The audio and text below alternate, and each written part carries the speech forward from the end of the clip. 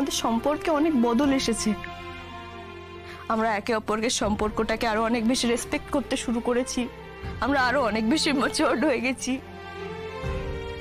ওকে ঘিরে বাঁচতে শুরু করেছি। সবকিছু বড় সুন্দর হয়ে গেছে। ডক্টর, আমি ওকে ছাড়া অসম্পূর্ণ, আর আমি জানি ওকে ছাড়া আমাদের সম্পর্কটাও প্রাণহীন হয়ে যাবে, কোনো অস্তিত্ব থাকবে না। তাই ওকে যে কোনো মূল্যে পৃথিবীতে আনতেই হবে। ও যে আমাদের অনেক অপেক্ষার ফসল, আমাদের কাঙ্ক্ষিত ধন। আপনি একটু ভরসা রাখুন না আমাদের ওপর, নিজের ওপর। ভেবে দেখুন না, ও তো এখনো আপনার শরীরে আছে। ওর কিছু হলে ওকে তো শরীরের ভেতর রাখা যেত না, তাই না? আমি সব থেকে বেশি আপনাকেই বিশ্বাস করি ডক্টর।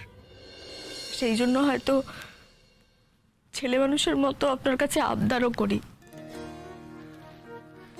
একটা রিকোয়েস্ট করব, আপনি প্লিজ একবার অনির্বাণকে অ্যালাউ করবেন। আমি কথা দিচ্ছি আপনাকে, আমি কোনোভাবে উত্তেজিত হব না, খুব শান্ত থাকবো। শুধু ওকে একবার একটু অ্যালাউ করুন না। বেশ, শুধু হাজবেন্ড কিন্তু, বাকিরা কিন্তু অ্যালাউড নয়।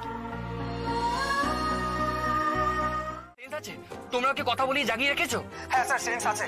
অনেক কিছু বিড়বিড় করেছে সারা রাস্তা। ওটা সার্থক। হ্যাঁ, আমি একবার কথা বলবো। স্যার স্যার স্রোত একবার কথা বলবে স্যার। হ্যাঁ,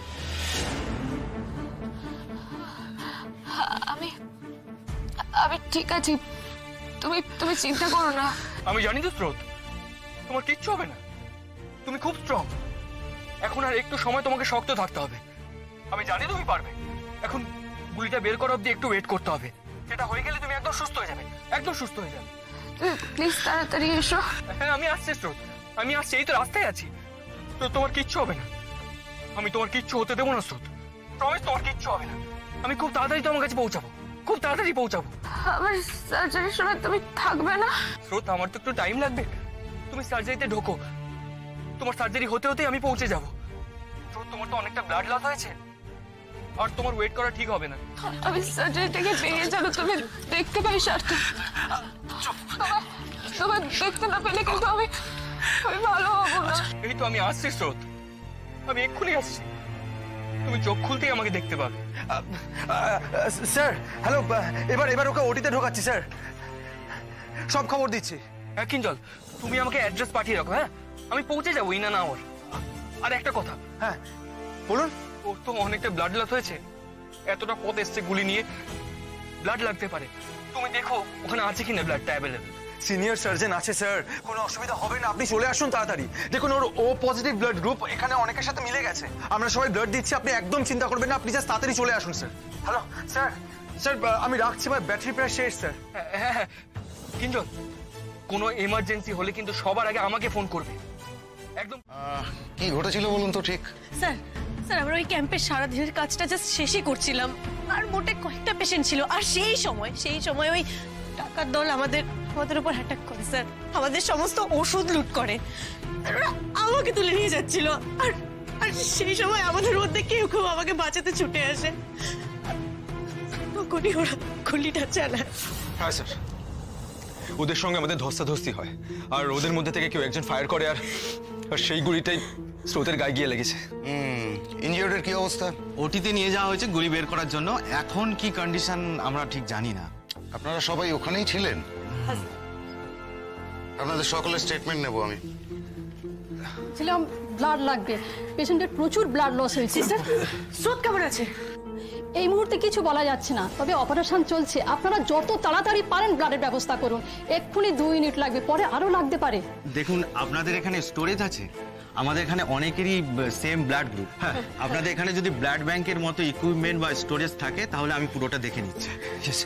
ওই যে নাম্বারটা দেখছেন, এই নাম্বারে ফোন করুন, তারকবাবু ফোন ধরবেন, ওনাকে সবটা বলবেন, ওনার সব জানা আছে।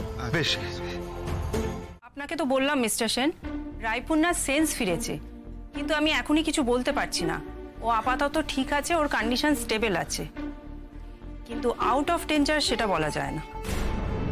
দেখুন, আমি ব্যক্তিগতভাবে আপনাকে ভেতরে যেতে দিতে চাই না, কিন্তু কিন্তু রায়পূর্ণা বারবার আপনার কথা বলছেন বলেই যেতে দিচ্ছি। আসলে আপনি না গেলে উনি আবার এক্সাইটেড হয়ে পড়বেন, আর সেটা ওনার জন্য ঠিক নয়। আচ্ছা, অনি ভেতরে গেলে তো রাই এক্সাইটেড হতে পারে, কথাবার্তা বেশি বললে ও শরীর খারাপ হতে পারে। এটা কি রিস্ক হয়ে যাচ্ছে না? আপনি অ্যালাউ করছেন কেন? দেখুন, আমাকে এই মুহূর্তে পেশেন্টের এই কথাটা মানতেই হবে। হাজবেন্ডকে না দেখতে পেলে উনি আরো অস্থির হবেন, অ্যাংশাস হয়ে যেতে পারেন। একটা সেডেটিভ দিয়ে রেখে দিন না, একটু ঘুমোক। শুধু শুধু ওর কথা শুনে রায়ের বিপদও তো বাড়তে পারে। সেখানে তো ডাক্তার হিসেবে আপনার দায়িত্ব বাড়বে। এখানে তো আপনার কথাই শেষ কথা। মিস্টার সেন, আমরা ভালো বুঝছি বলেই রায়পূর্ণার কাছে মিস্টার সেনকে অ্যালাউ করছি। আমরা সারাক্ষণ মনিটরিং এ আছি। আমরা যদি দেখি রায়পূর্ণা এক্সাইটেড হচ্ছেন, তখনই আমরা আমাদের ডিসিশন নেব। Don't worry.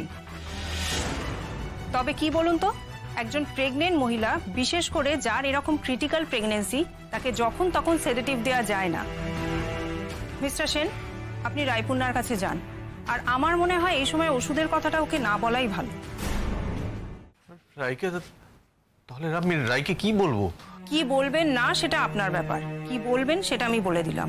ওর স্পিরিটটা হাই রাখুন, মনে জোর দিন, আর পজিটিভ কথা বলুন। ওর শরীরের অবস্থা দেখে পরে ওকে ওষুধের কথাটা বলা হবে। আপনাকে এই ব্যাপারে কিন্তু খুব সাবধানে থাকতে হবে, আর আমার মনে হয় আপনি এটা পারবেন। আচ্ছা, আমরা ওর সাথে দেখা করতে পারবো না, তাই না? সরি, উনি আসলে জোর করছেন বলেই ওনার হাজবেন্ডকে আমরা অ্যালাউ করছি। আপনারা ওনার সাথে বেডে দেওয়ার পরেই দেখা করতে পারবেন। Excuse me.